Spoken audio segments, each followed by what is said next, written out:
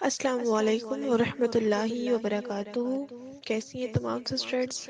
امید کرتی ہوں کہ خیر و عافیت سے ہوں گی اور ایمان کی صحیح حالتوں میں ہوں گی۔ جی تو ہمارا سبق تھا 75 نمبر آیت سے ہم نے سٹارٹ کرنا ہے سورہ النساء۔ اعوذ باللہ من الشیطان الرجیم، بسم اللہ الرحمن الرحیم۔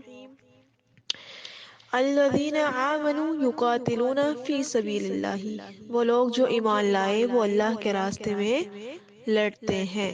والذین، اور وہ لوگ کفروا جنہوں نے کفر کیا، یقاتلون وہ کیا کرتے ہیں؟ کفر کیا جنہوں نے وہ باطل معبود کے راستے پہ لڑتے ہیں۔ الطاغوت فقاتلوا اولیاء الشیطان، پس تم شیطان کے دوستوں سے لڑو۔ ان قید الشیطان، بے شک شیطان کان ضعیفا، کی چال ہمیشہ نہایت کمزور رہتی ہے۔ یعنی جہاد کی فرضیت اور ترغیب کے بعد بتایا کہ جہاد کی ظاہری صورت کا اعتبار نہیں ہے، بلکہ جہاد اپنے مقصد کے اعتبار سے جہاد ہے۔ مومن ہمیشہ اعلاء کلمت اللہ کے لیے جہاد کرتا ہے، اور کافر کسی طاغوتی طاقت کو بچانے یا مضبوط کرنے کے لیے لڑتے ہیں۔ لہٰذا تم ان سے خوب لڑو، شیطان خواہ اپنے دوستوں کو کتنے ہی مکرو فریب سمجھائیں، مگر تمہارے خلاف وہ کامیاب نہیں ہو سکتے۔ آگے ہے الم تر الی الذین قیل لهم کفوا ایدیکم واقیموا الصلاة وآتوا الزکاة، کیا ہے؟ کیا تم نے ان لوگوں کو نہیں دیکھا جن سے کہا گیا کہ اپنے ہاتھ روک کے رکھو اور نماز قائم کرو اور زکوٰۃ ادا کرو؟ پھر جب ان پر لڑنا لکھا گیا، اچانک ان میں سے کچھ لوگوں سے کہا گیا کہ اپنے ہاتھ روکو، کیا کرو؟ اپنے ہاتھ روکو اور نماز قائم کرو، زکوٰۃ ادا کرو۔ ان سے کچھ لوگ ڈرنے لگے جیسے اللہ سے ڈرنا ہو یا پھر اس سے بھی زیادہ ڈرنا، اور انہوں نے کہا کہ اے ہمارے رب، تو نے ہم پر لڑنا کیوں لکھ دیا؟ تو نے ہمیں ایک فریب، ایک قریب وقت تک مہلت کیوں نہ دی؟ کیا ہے؟ لولا اخرتنا الی اجل قریب، تو نے ہمیں ایک قریب مدت کیوں نہیں دے دی؟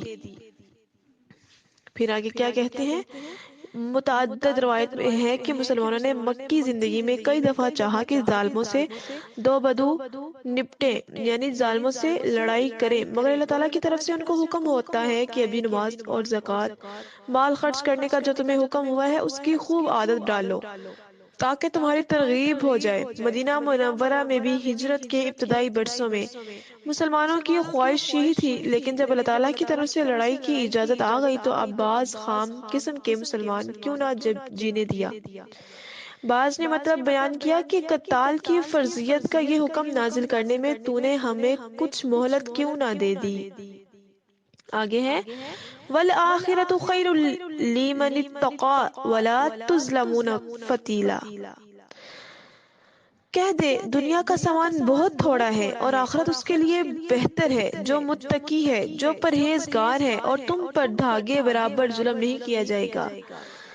فتیلہ، تم پر ایک بالکل بھی ظلم اس وقت تک نہیں کیا جائے گا جب تک تم متقی بنتے رہو گے۔ لڑائی سے ہچکچانے والے، کمزور ایمان والوں اور منافقین کا حوصلہ دو باتوں سے بلند فرمایا، ایک دنیا کی بے ثباتی کا ذکر کر کے جہاد کی ترغیب دی۔ کیا؟ ایک دنیا کی بے ثباتی کا ذکر کر کے جہاد کی ترغیب دی کہ دنیا جتنی بھی ہو فانی ہے اور فانی جتنی بھی ہو قلیل ہے، فانی اور باقی کا مقابلہ ہی کیا ہے۔ ٹھیک ہے؟ فانی کا اور باقی، باقی کیا رہنا ہے صرف اللہ کے ذات، اور فانی کیا ہے؟ ہم عارضی ہیں، فانی ہیں، ہم ایک فانی زندگی گزار رہے ہیں۔ آگے ہے آئینہ ما تکون یقدرکم الموت ولو کنتم فی بروج مشیدۃ وإن تصبهم حسنۃ یقولوا ھذہ من عند اللہ۔ تم جہاں کہیں بھی ہوگے موت تمہیں پالے گی، خواہ تم مضبوط قلعوں میں ہو۔ اب یہاں سے کیا مراد ہے کہ یہ جہاد کے لیے حوصلہ بڑھانے والی دوسری بات ہے۔ جب موت سے تمہیں کسی حال میں چھٹکارا نہیں تو پھر اللہ کی راہ میں جہاد سے کیوں چھٹکراتے ہو؟ اللہ کی راہ میں جہاد سے کیوں پیچھے رہ جاتے ہو؟ قرآن کریم میں اس مضبوط قلعے سے کیوں بھاگتے ہو؟ قرآن کریم میں اس مفہوم کی بہت سی آیات موجود ہیں۔ کون سی ہیں؟ وَإِن تُصِبْهُمْ حَسَنَةٌ يَقُولُوا هَٰذِهِ مِنْ عِندِ اللَّهِ وَإِن تُصِبْهُمْ سَيِّئَةٌ يَقُولُوا هَٰذِهِ مِنْ عِندِكَ قُلْ كُلٌّ مِنْ عِندِ اللَّهِ فَمَا لِهَٰؤُلَاءِ الْقَوْمِ لَا يَكَادُونَ يَفْقَهُونَ حَدِيثًا يَفْقَهُونَ حَدِيثًا۔ اب کیا ہے؟ اگر تمہیں کوئی بھلائی پہنچتی ہے تو کہتے ہیں یہ اللہ کی طرف سے ہے، اور اگر کوئی برائی پہنچتی ہے تو کہتے ہیں یہ تیری طرف سے ہے۔ اوپر منافقین کی دو مذموم خصلیتیں بتائی تھی میں نے، کہ ایک جہاد سے جیت بھگانا ہے اور دوسری موت سے ڈرنا ہے۔ اب یہاں ان کی ایک اور مذمت کی گئی ہے، ان کی ایک اور خصلت پائی گئی ہے جو پہلی دونوں سے بڑی ہے، یعنی نحوست کی نسبت رسول اللہ صلی اللہ علیہ وسلم کی طرف کرنا۔ یہاں حسناتن بھلائی سے مراد فتح ہے، نصرت ہے، غلبہ ہے اور خوشحالی ہے، اور سیئاتن سے مراد لڑائی میں نقصان ہے، مصیبت ہے، قتل ہے۔ ٹھیک ہے؟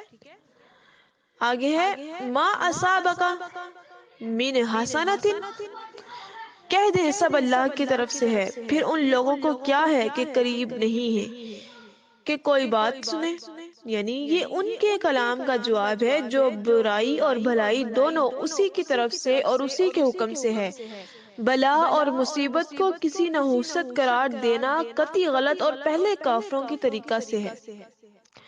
یعنی تعجب ہے کسی غور و فکر کے بعد، کسی غور و فکر کے بغیر سمجھ میں آنے والی حقیقت بھی ان کی سمجھ میں نہیں آتی۔ آگے ہمارے پاس آیت ہے، آیت نمبر ہے 79۔ ما اصابک من حسنۃ فمن وما اصابک من سیئۃ فمن نفسک وارسلناک للناس رسولا وکفی باللہ شہیدا۔ آگے کون سی آیت ہے ہمارے پاس؟ جو رسول اللہ صلی اللہ علیہ وآلہ وسلم کی نسبت سے ہے، یعنی جو کوئی بھلائی تجھے پہنچے تو سو اللہ کی طرف سے ہے، اور جو بھلائی پہنچے وہ کس کے لیے ہے؟ ٹھیک ہے؟ جو رسول اللہ صلی اللہ علیہ وسلم، ہم نے تجھے تمام لوگوں کے لیے رسول بنا کر بھیجا ہے، اور اللہ کافی گواہ ہے۔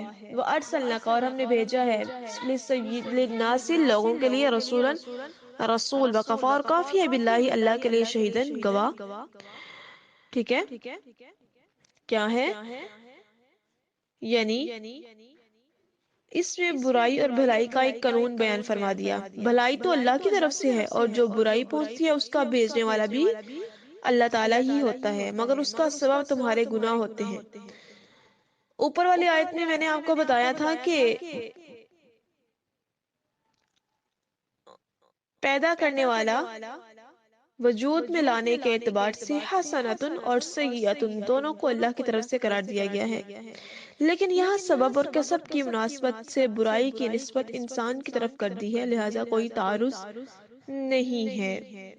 آگے کیا ہے کہ آپ کا اصل منصب بے رسالت اور تبلیغ ہے، اور اللہ گواہ ہے کہ آپ نے اس امانت کے ادا کرنے میں کسی قسم کی کوتاہی نہیں کرنی۔ جو رسول اللہ صلی اللہ علیہ وسلم کی فرمانبرداری کرے تو بے شک اس نے اللہ کی فرمانبرداری کی۔ چونکہ نبی کریم صلی اللہ علیہ وسلم اللہ کے رسول اور مبلغ ہیں، اس لیے ان کی اطاعت اللہ کی اطاعت ہے۔ آگے ہے وَمَن تَوَلَّىٰ فَمَا أَرْسَلْنَاكَ عَلَيْهِمْ حَفِيظًا، اور جس نے منہ موڑا تو ہم نے تجھے ان پر کوئی نگہبان بنا کر نہیں بھیجا۔ یعنی اس کے بعد بھی اگر لوگ گمراہ ہوتے ہیں تو اس کی ذمہ داری آپ پر نہیں ہے، اس میں آپ کو تسلی دی گئی ہے۔ امید کرتی ہوں کہ آپ کو یہ آیات بہت جلد آپ تک پہنچا دی جائیں گی، اور آپ اس سے ایک اصلاح کرنے والی باتوں کو اپنے مائنڈ میں جمع کریں گے اور مجھے بتائیں گے کہ آپ کو اس سے کیا محسوس ہوتا ہے اور کیا آپ کو اس سے لگتا ہے، ٹھیک ہے، کہ ہمیں بھی اللہ کی راہ میں جہاد کرنا چاہیے یا نہیں۔ اور میری بات دوسری بات سنتے جائیے گا کہ ہمارے لیے جہاد کیا ہے۔ ہمارے گھر میں بہت سے افراد ہیں اور نماز کوئی بھی نہیں پڑھتا، تو ہم ان سب کو نماز کی طرف تبلیغ کرتے ہیں کہ بھئی نماز پڑھو، تو یہ بھی ہمارے لیے اللہ کی راہ میں جہاد ہے۔ ہمارے لیے لازم نہیں کہ ہم باہر جائیں گے، باہر جا کے ہم لڑائی کریں یا جھگڑا کریں اللہ کے لیے، دین کے لیے، تو یہ لازم نہیں۔ ہم گھر میں ہیں، گھر میں بھی ہم بہت کاموں میں جہاد کر سکتے ہیں، ٹھیک ہے۔ ہم نے نماز کے لیے، ہم نے روزوں کے لیے منوایا، ہم نے صدقہ و خیرات کے لیے لوگوں کو منوایا، تو یہ کیا ہے؟ ہمارے لیے جہاد ہے۔ وما علینا الا البلاغ المبین۔